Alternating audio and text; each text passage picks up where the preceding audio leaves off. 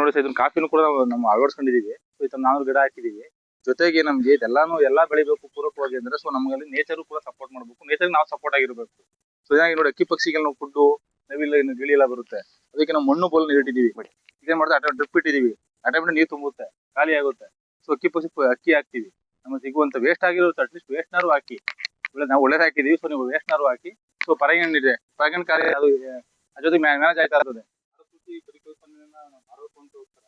ನೋಡಿ ಈ ತರ ಒಂದು ಕಬ್ಬು ಇದೆ, ಇದು ಈ ಕಡೆ ಒಂದು ಆರು ಮೇಯ್ತದೆ, ಸ್ವಲ್ಪ ಮೆಣಸೆಲ್ಲ ಬಿತ್ತಬಹುದು. ಒಂದು ಭೂಮಿನೇ ಕಾಣಿಸ್ತಾ ಇಲ್ಲ.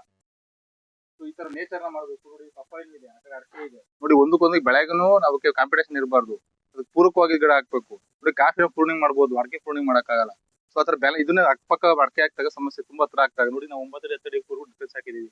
ಸೊ ಒಂದು ಏಲಕ್ಕಿಕಾಯಿ ಹಾಕಿದೀವಿ, ಒಂದೊಂದು ಸೈಡ್ಗೆ ಬಿಸಿಲು ಬರೋ ತರ ಹಣ್ಣು ಗಿಡ ಹಾಕಿದೀವಿ, ಒಂದು ಹೂವಿನ ಗಿಡ ಹಾಕಿದೀವಿ.